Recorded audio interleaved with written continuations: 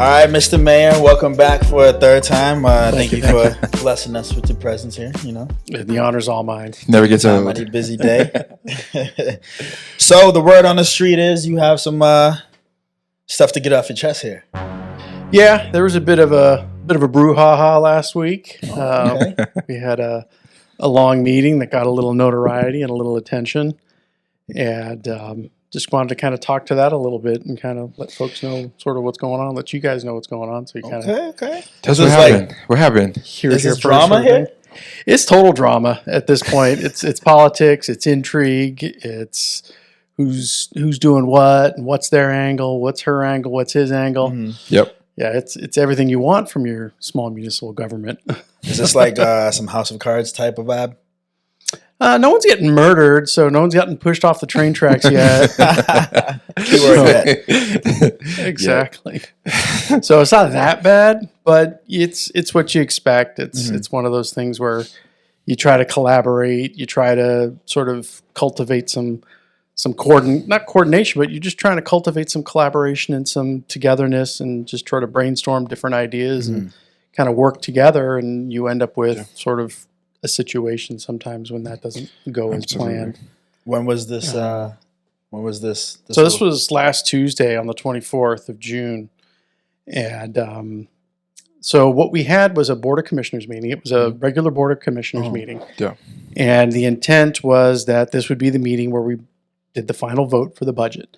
Oh. And the significance there is that not only was it a vote for the budget, but it also determined property tax rates.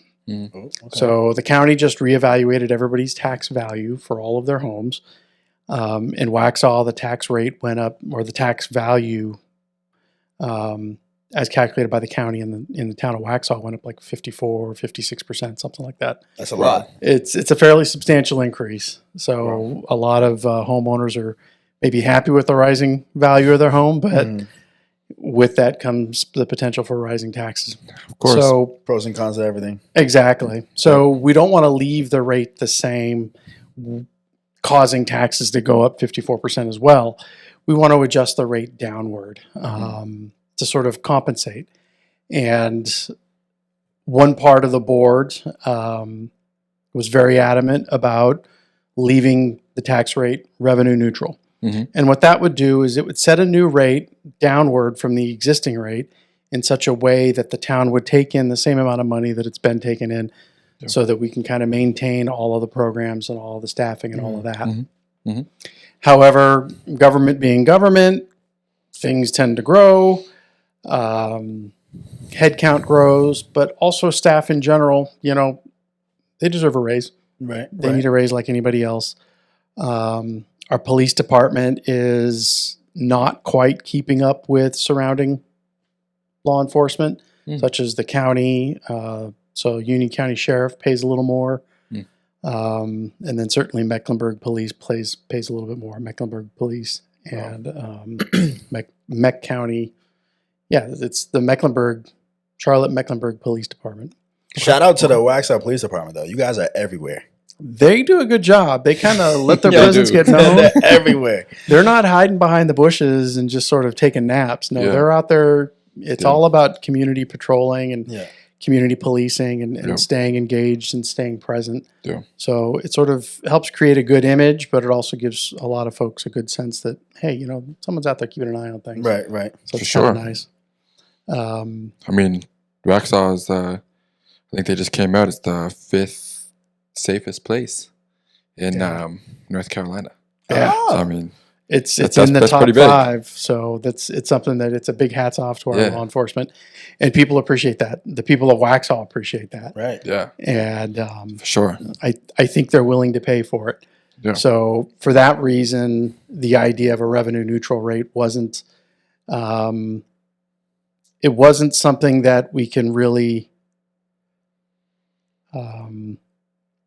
substantiate, that we can really maintain because of the increasing costs of just doing everything. Yeah. A revenue neutral rate would have to come with some degree of cost savings. Yeah. So the question is, how much cost savings is there? There is some there. I've looked at the budget enough to know that there's the potential for plenty of things that we can maybe tweak and get some of the money back if we have to cover the cost of some of these raises and such. But there were other members of the board that felt revenue neutral just wasn't even in the ballpark. Don't even consider it. Don't even think about it. Even though one commissioner back in March was espousing the idea of revenue neutral at 24 cents. And the revenue neutral rate we were looking at on Tuesday was 26 and a half. So someone changed their mind at some point, thinking revenue neutral was 2 cents lower than what we were even proposing.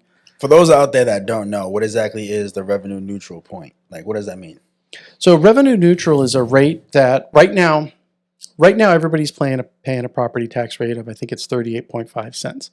So that's 38.5 cents for every $100 of value for your property. Okay. So we just call it as cents. So we treat it as pennies, and we use the word pennies to define a whole point of increase to the rate. So 1 penny of taxation on that 38 cents for our given revenues and so forth, 1 penny is about $450, close to $500,000. Okay. So that gives you an idea of what's needed to sort of pay the bills and how many bills we're paying. Right. So we're currently paying 38 and a half. Now that's at X value of property value. Well, property value went up a lot. So this is a rate of hundreds. So if you've got more hundreds, your bill is going to go up. Yeah. So this rate has to come down to compensate. Right. So that your out of pocket is at least similar or very closely similar to what you were paying before. So we call it revenue neutral from the standpoint that from the town's perspective, we're taking in the same amount of money. The revenue did not increase, it did not decrease, it remained neutral. Okay. So after our town manager looked at the budget, looked at all the finance numbers, the proposed revenue neutral rate was 26.2. So that would mean that you would have minimal increase to your tax burden. So, which is a concern. There's a lot of folks out there on fixed incomes. There's a lot of folks in Waxhaw that aren't as affluent as a lot of the newcomers that have come here, capitalizing on all the equity they brought with them. So we need to be sensitive to them and conscious of them as well. And then there's plenty of people that have been here for 10, 15 years that, they do have a nice house and the house has increased in value. And they were concerned with the last tax rate, the last tax increase of 20%. So the last time we did a reval, they didn't adjust the rate downward. So when rates went up, when values went up 20 some percent, everybody's taxes went up 20%. And some like to say that, well, that wasn't a tax increase. The county reassessed your value, so it's on the county. It's like, no, the county tells you what you need to do to keep it revenue neutral. Right. They will give you that number. So the number they gave us initially was around 24 and a half, 24.2, I think. And then after running it through inflation and other adjustments within the financial calculations, I don't know these well enough to explain it intelligently, but there are adjustments that get made as a result of inflation and stuff that redefines what that revenue neutral is, and it ends up being 26.2. Okay. Is what we were looking at. So 2 of our commissioners, Richard Daunt, Susanna Wedra, came into the negotiations on Tuesday saying, we think it should be 26.2. And Susanna was courageous enough to list a series of cuts and reductions that could be made that could get us darn near 26.2. And Richard had identified a couple of things, and he pointed out as well, but also saying that, there's a lot of other little things in the budget that we can consider cutting and reducing. Not the least of which is, for instance, a lot of the money we're spending on events. There's a great deal of cost experienced by the town just to host all the events that we're hosting. Because a lot of the events and stuff that we do, we're doing at no charge. We are charging vendors to come into town. We're charging food trucks to come into town. But we're paying for the music. We're paying for the rides. We're paying for the shuttles. So there's a lot of expense involved on top of the the pay for the Parks and Rec staff that manage it, Yeah. and the Parks and Rec staff that are coordinating the volunteers, and then the overtime for law enforcement and getting basically all hands on deck from the PD Yeah. to be there, taking Yeah. care of things, keeping an eye on stuff. So there was a lot of discussions about maybe making cuts in those areas as well. So over the course of this 4-hour meeting, we were talking about these possible reductions, and we had a few votes on these possible reductions. And one side of the board was just adamantly opposed to all these reductions. So we started by proposing a revenue neutral rate that got voted down. And then we proposed adjusting some of the pay increases, in particular the timing at which those increases would incur. So instead of doing them immediately, if we delayed them 6 months, that could save the town a lot of money just by deferring the raise. And then other things like the events and stuff. So we voted on a lot of these, went back and forth. Again, the side of the aisle pushing revenue neutral wasn't winning any of these votes. The majority was leveraging their authority of the majority and saying no to everything. So as a result, I was saying, well, what rate do we want? And when asking the other three on the board, what rate do you want to do? Their answer was simply, well, we don't want to be the ones responsible for setting the rate. It's like, well, you're saying no to this rate, then what rate do you have in mind? And it got very frustrating in the span of 4 hours Of course. to continually hit that dead end. And that's exactly what it was. It was a dead end every single time. Yeah. And it basically got to a point to where one commissioner started making comments to another commissioner, and the two of them were exchanging comments back and forth. And then one was raising her voice, and then I hit the gavel and I said, I've had enough. And that resulted in a few explicatives on my part. So Shows the passion. it wasn't just I had enough. I had an effing enough. What was said? I was effing done. I said I was effing done. So I hit the gavel and said I am effing done, and I'm done with all y'all. And the idea being is that You cracked the whip. it's felt like there was a lot of time where nobody was saying anything. Right. Yeah. And that was that's where the all y'all came from, is that I would sit there asking and nobody's saying anything. So I'm just kind of like alone on an island. Yeah. And a lot of ideas were exchanged throughout the course of the meeting, but there were many, many long extended silences in that meeting. Awkward moments. A lot of awkward moments.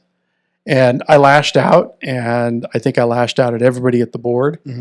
And my two biggest supporters, Richard and Sue, I think were a victim of that a little bit, maybe unnecessarily. You know, I mean, sometimes there's just people that are caught in the crossfire. Collateral damage. Collateral damage. And So do we like Richard and Sue?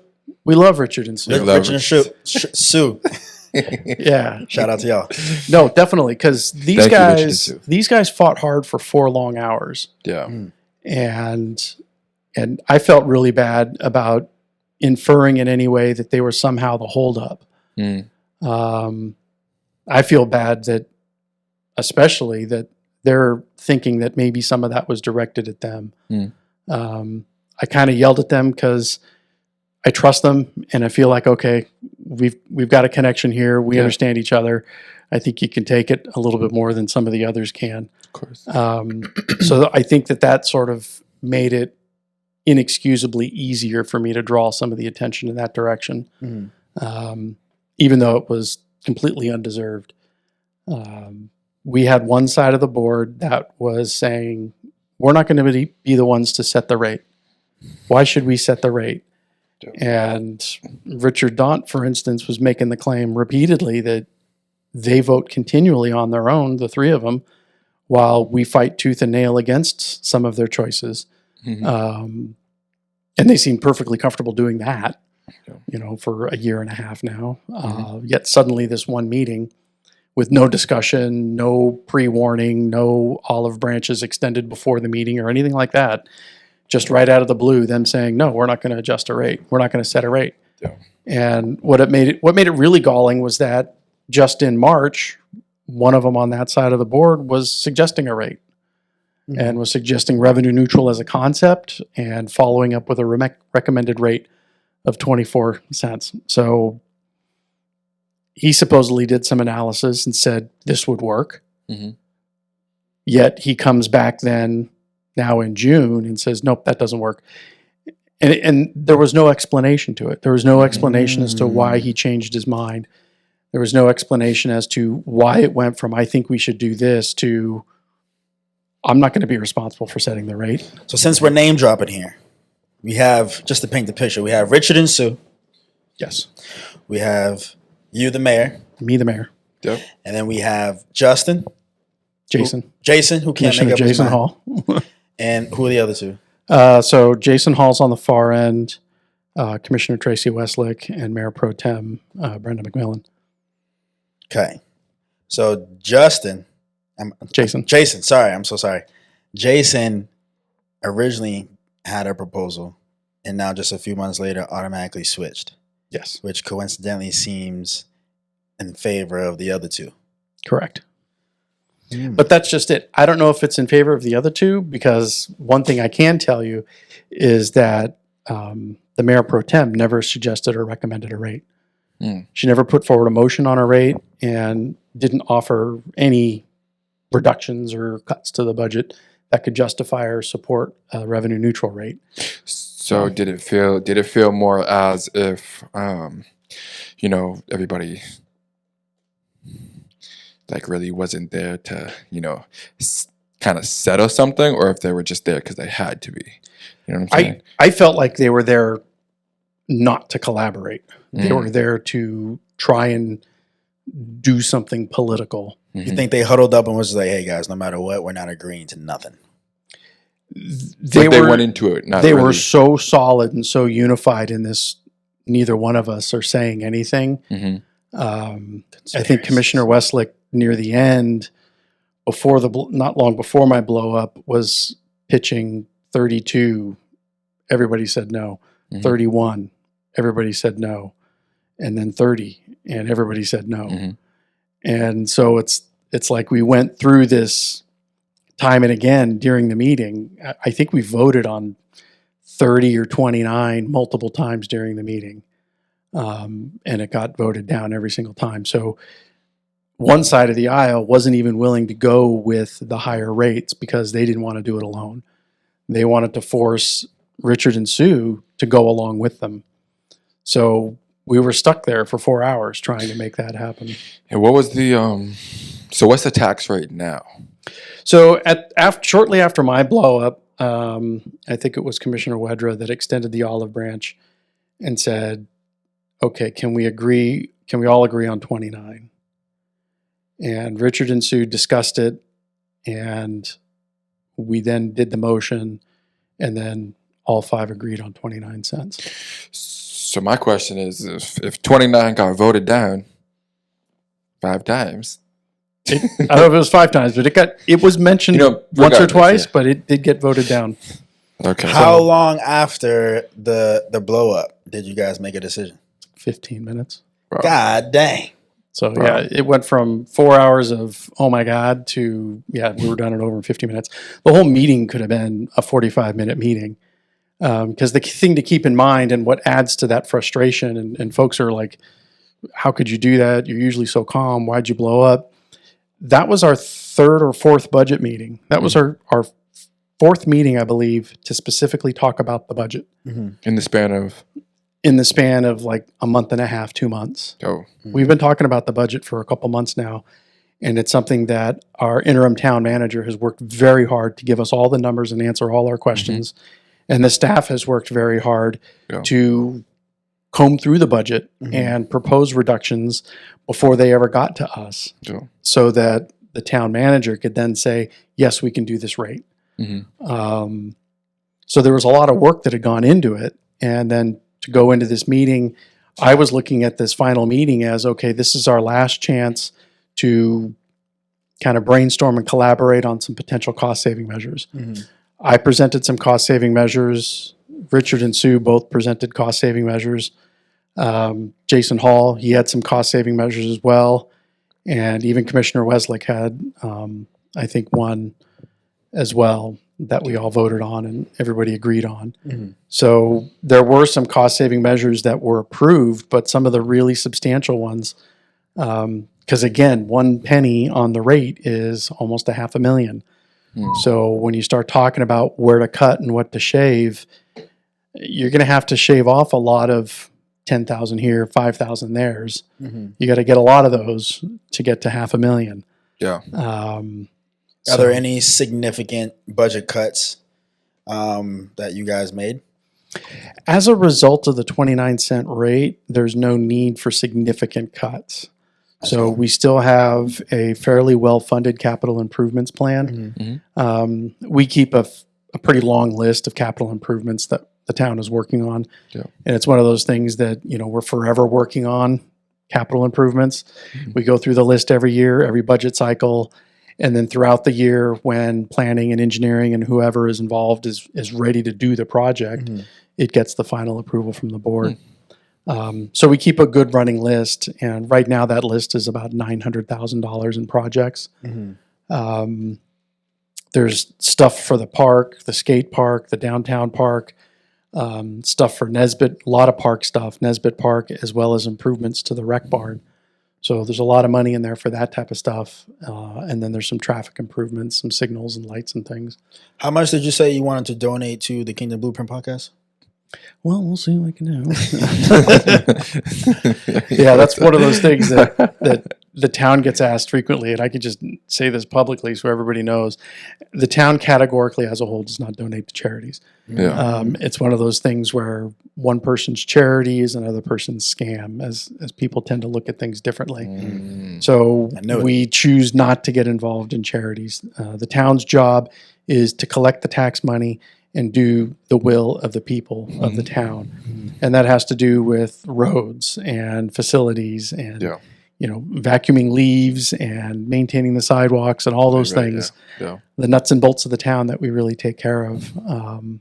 So we try to, all of our money and attention goes in that direction. Okay. Let me circle back. So with your blow up, with you, we're going to call it. With your cracking of the whip. I was going to say cracking the whip, but with your passionate expression. It's a gavel. I crack the gavel.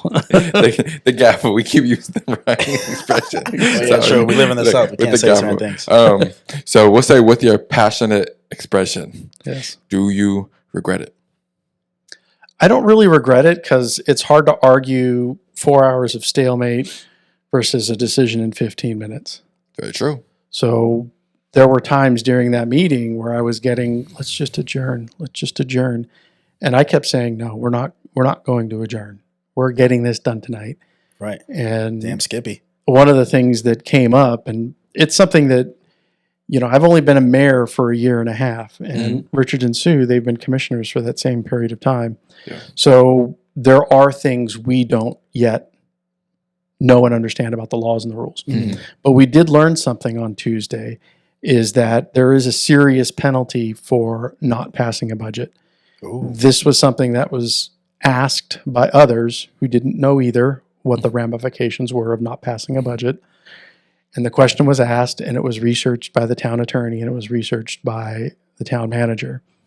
So if a budget is not passed, what happens is the local government commission, the LGC, which is a state organization, will come into town with their briefcase and pencils, and they'll run the show.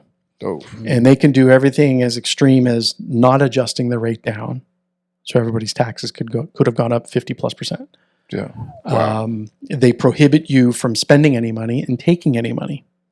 So if you want to start a business and you need a permit to start the business or a building permit to build out your storefront or something like that, we can't take your money. We can't charge you because we're under the rules of this LGC. So this local government commission has to come in and approve and check and double check and triple check anything and everything you do. And from some of the folks that are experienced members of town staff, for instance, they were making the comment that once the LGC comes in, they're hard to get out. How long do they typically stay for? I was told they're hard to get out. So how long does that mean? I have no idea. I think a lot of it has to do with how bad off the town is. Yeah. And if it's one of those things where you've had employees embezzling money and the books are complete garbage and you can't trust anything, I could see it being in a town a very long time, several years. Yeah. Wow. Essentially, and it all falls back on you. Well, it could definitely fall back on the mayor, and definitely looks bad for the mayor, and it looks bad for the town manager as well. Yeah. But Waxhaw overall is fairly well run, financially speaking, and just categorically, it's fairly well run. Yeah. It looks it. Our police department, our parks and rec, public services, it's all fairly well run. Oh yeah. And it's one of those things coming in as a mayor. It's like you kind of think, okay, is this government a good government or one of those shady kind of governments and stuff? But it's been a pleasure to come in and see and talk and kind of get a look behind the curtain, really, and see that, okay, this all makes sense. You guys seem like you're doing a really good job. So that's good to see. It's reassuring, and it kind of warms the heart to know that that's the case. So you guys ended up agreeing on 29%? 29 cents. 29 cents. So that is still higher than what it was, right? Or no, I think you said it was at 38. It was at 38, and it's going down to 29. But because your house value has gone up so much, it will end up being a 9.6% increase in property tax that people are paying to Waxhaw. And then I think the county, they weren't strictly revenue neutral. They were pretty close to revenue neutral. But there was a bond that passed during the last election, and that bond is to go into the design of a new school at Parkwood. So Parkwood High is going to get basically completely rebuilt. And there was a bond that paid for the design work, the engineering that needed to be done to get that done. So in another election or two, once the design is complete, there'll be another bond to pay for the building of that school. Well, if you guys need someone to put the roof on, make sure you let me know. All right. Let's do it. Don't stop. I have to. I love it, though. I love it. So correct me if I'm wrong. So what it sounds like is it's on the higher side, but long term, it helps everybody out. But it could be almost twice as high. If they came in. Higher, yeah, it could have been. I mean, the first rates that they were proposing, and it's not to impugn our leadership of the town, but when they looked at everything they wanted to pay for and everything they wanted to do, the first rates would have been a 20% increase in people's taxes. And that's something I could not let happen. And then I know other members of the board felt the same way. Yeah. But Richard and Sue, they fought for hours trying to keep the rate as low as possible.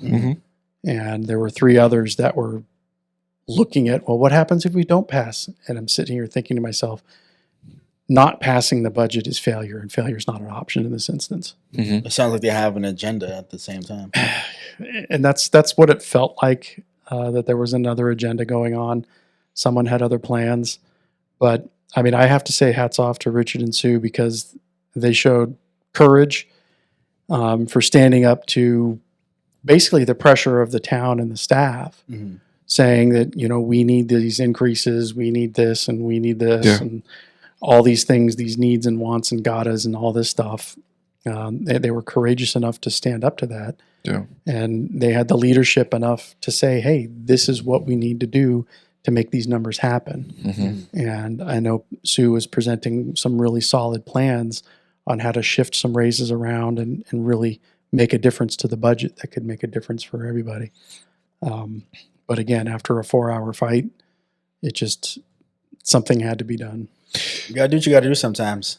And sounds like Richard and Sue are for the people, by the people. Definitely. That's definitely. Is that missing a phrase? That's I feel like there's 3 lines to that. For the people, by the people, by the people, with the people. I don't know. Because of the people. I don't know. A nation for the people, by the people. For the people, by the people. Yeah, I don't know. I feel like the it's Gettysburg 2. Address. I'm not sure. Maybe it's just 2. I don't know. I don't know. So like, 4th of July is coming, so I'm a little more familiar, brushed up on the Declaration of Independence. I hear you. So inalienable rights. For the people watching, right? Of the people. For the people. Of the people, by the people, and for the people. See, I knew I wasn't tripping. A government of the people, by the people, and for the people shall not perish from the earth. For the people. Right? So for the people watching, we know that politics, it's not always a clean cut conversation. Yeah. You know, a lot of us don't know what goes on behind closed doors. Right. You know, politics, it gets dirty. It gets you have to nasty. get your hands dirty. Yeah. Come on, like From time to time. Filthy. Nothing good comes easy, right? So It's a good way to put it. yeah. That's So a I nice feel way like to put it. Yeah. even anybody who you know might have saw that expression, you know just showing some passion. I'm gonna keep labeling it as that. It should really show that you are for the people, by the people, of the people. Right. Right? Gotta preach. There you go. But right, so let me ask you this. Do you think there's any bad blood between, you know, like the other members of the board now? Is it you know, it's politics, I get it. There's feelings involved in, but how do you feel like that is gonna be going forward? I don't see it changing much. I mean, we have our moments where we work well and our moments where the disagreement occurs. Mhm. And then when the disagreement occurs, people dig in and they dig in pretty hard. Yeah. I think a lot of what you saw on Tuesday or what people can see on Tuesday's meeting is an unwillingness to collaborate openly and honestly. And that's the part that, you know, we are a democratic republic. People have the right to see what their government is doing. You have the right to come to meetings. You have the right to comment in meetings. You have the right to ask for emails that I have sent or any other commissioner has sent. You get to see the budgets. You get to see how much people make in the town, all the employees of the town. You get to see everybody's pay, not by name, but by title. I was going to say, that's a little personal, huh? But again, that's the transparency of our form of government. Yeah. I respect it. It's honesty. The honesty. Exactly. And so that's why I was always hoping in that meeting to just, let's have an open dialogue. And it was clear that from one side, there was no interest in an open dialogue. There was an agenda at foot. There was this push to say, you know, they're setting the rate. So if it goes up, it's on them because we're not going to do it. And just if the LGC comes in, oh, well, we're not going to do it. So I kind of want to see this expression, as they would say, passion. Where can I find this clip? There's clips all over the news. I did 4 interviews on Thursday. 3 of them were about this, and all of them had that little 3-second, 4-second clip. Yeah. And my favorite headline, though, was it was a obscenity-filled board meeting. And I thought, okay, that wasn't obscenity-filled because it was 4.5 hours of meeting. And you only got obscenities for, 10 seconds. Right. And so obscenity-filled is not quite the right description for how that evening went. A more apt description would be a silence-filled board meeting, because there were so many moments where just nobody was saying anything. Yeah. So you've already expressed your thoughts and opinions on the situation. A couple times, yeah. That's good. That's good. Yeah. So what did the other 3 also get in front of the media? They did. Well, not all of them, but so there's 5 commissioners, and basically 4 of them were in front of cameras at one point. One of the commissioners tried to impugn the town for concealing information because the video had to be removed and edited, and then it had to be put back up. And there was a certain amount of time involved in that, as you might imagine. A 4.5-hour video. Right. It's a single file. It's one uninterrupted video, one uninterrupted file. And that takes a certain amount of time to go to the part that needs to be clean it up. So you're just taking out the one word. You don't want to take anything else out. And all they did was took the one word out that was in 3 locations, and then they immediately put it back up. So for anyone thinking that, okay, they're hiding something or something was pulled out or they want to know what was really said, well, what was really said can be left to the imagination because it's pretty clear that it's only the one word that's missing. So it's one of those things where there are decency standards. The town tries to adhere to those decency standards. And when we publish videos on YouTube, we say that we are adhering to decency standards. such that this is suitable for kids. But it was 10:30, so they should be in bed. So, all right. So, how did Richard and Sue feel after everything? Did they, accept the outlash? Have you guys talked since? Yeah. Oh yeah, no, we've spoken about it. Everything's good. Yeah, everything I think is good, and it's one of those things where I definitely had to explain to them that I was frustrated, and it's just like nobody was talking. Right. Even you guys, you weren't talking. Yeah. But they were right, because their argument is that they were giving suggestions all night long, and I felt that they were. So it's one of those things where there's collateral damage when someone blows up like that, and some of it landed on them unfairly. I want to know more about the 3 or the 2 or the other side. Yeah. Like, what were their actions after the meeting? Well, it's interesting that it was a 4-hour meeting that went till 11 something or other, and it was all over the media the very next day. Yeah. So, do we think the local TV stations watch everybody's board meetings? I don't think so. I sure wouldn't. I know a 4-hour meeting, I'm falling asleep. And would they get 4 hours into a meeting and go, Nope. Eureka?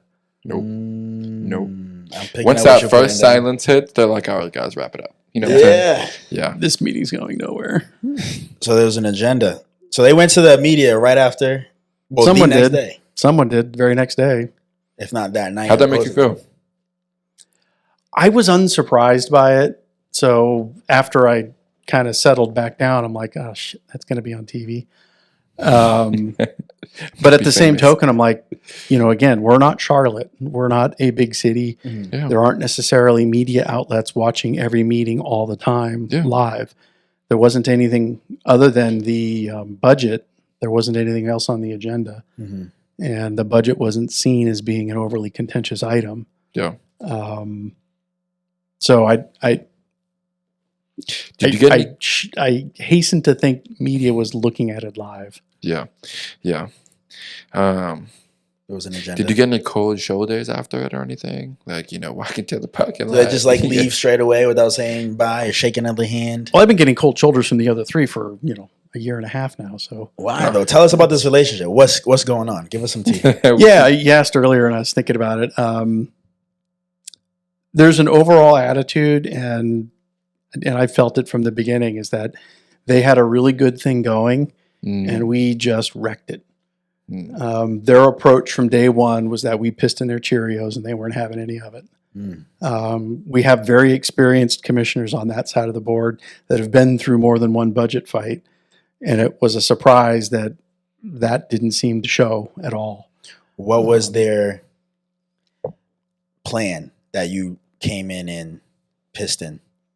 Well, that's a good question. I mean, I think they had a bit of a thing going with the former mayor and the other 2 commissioners where they all kind of agreed more or less.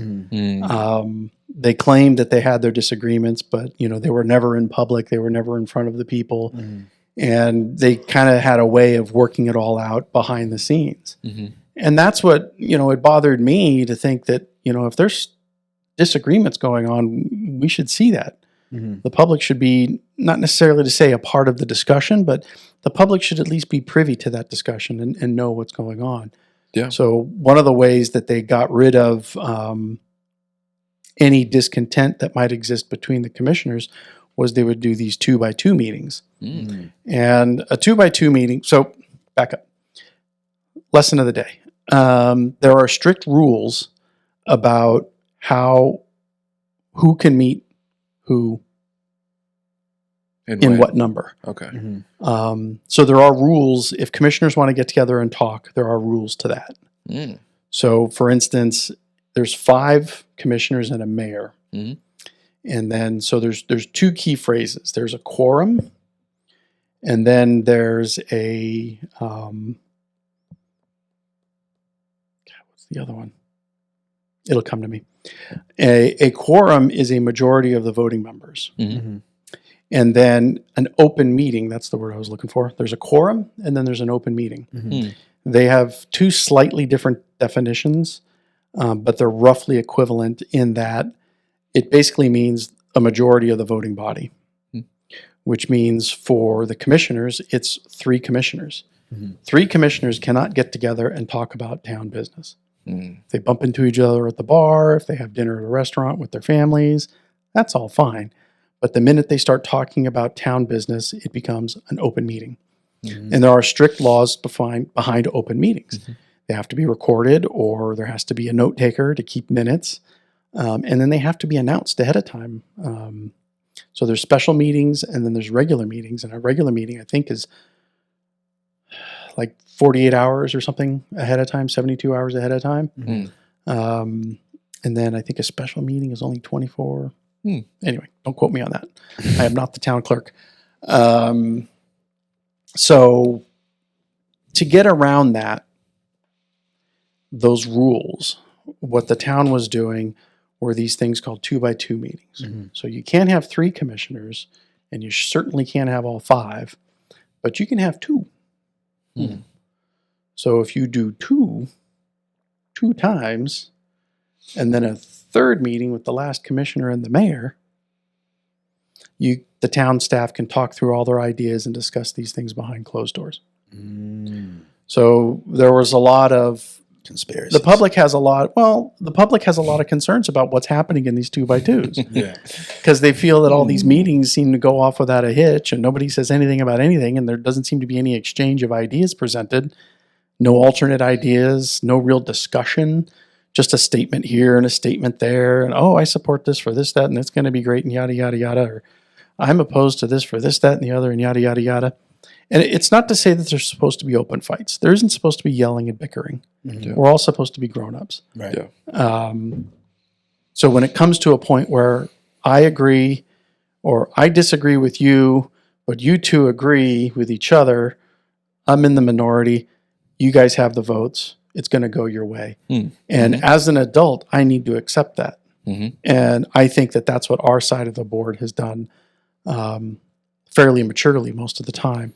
So anyway, what I'm getting at is that there was this big group together in the previous administration that seemed to really get along, and we just kind of wrecked that for them. We wrecked it for the old mayor, we wrecked it for the other commissioners, and at the end of the day, they just act like we've pissed in their Cheerios, and they've been sour grapes ever since. I like that personally. I like coming into a place and flipping tables. And flip the table. Ruining people's plans. That's basically what we did. I like that. You got to do what you got to do. Exactly. There's a new sheriff in town. And that's what happened, and that's kind of how it went down, and it's kind of stayed that way ever since. We've had good moments and bad moments and worse moments. But by and large, it's hard to really interact with that side because there just seems to be a lack of willingness to do so. Y'all should do the battle of the politicians. And do a boxing match. Oh my goodness. That would be God. Battle of the suit and tie. Battle of the suit and ties. You know how much money that would generate? Oh my God. We could raise so much money. We can pay for all the parts. Right. So let me ask you this, right? We can close with this if you don't have anything else, right? Do you have anything you want to say to the people? To the people, we're working hard for you. We're taking every dollar we get from you seriously, and we're treating it like the little piece of gold that it is. And we're trying to respect it as best we possibly can. There are forces that aren't as sensitive to that dollar. And we're here to sort of stand up to those forces and be the wall between those that have their private interests and those that have the public interest. And that's kind of what the wall is all about, the Waxhaw wall is all about, is that barrier between public and private interests. We have the public interest at heart. We try to get out and talk to people as much as we can and hear both sides. Because I've talked to people that, they love all the parks, they love all the events. I just happen to talk to more people that say, I don't want my taxes to go up. Because, there's more than one person that's been here for a great number of years and has seen their taxes just go up and up and up and up. And I hear from those people. All three of us hear from those people on a regular basis. And we're very sensitive to them because it's a real thing when your taxes go up. So we're trying to be as sensitive to that as we can. by keeping taxes as low as we can. That was well said. That was beautiful. I don't know if I'd go that far. Town of Waxhaw, thank you for tuning in. Thank you. Thank you. Mayor Murray, thank you for coming in here on a busy day. My pleasure. Absolutely. For the people, by the people, and of the people. Did I say that backwards? Of, I think, is the first one. Of the people, by the people, for the people. You Of get what for- I'm saying. You get it. All right. Close. We'll look it up. Richard and Sue, we love you. And you guys have a good night.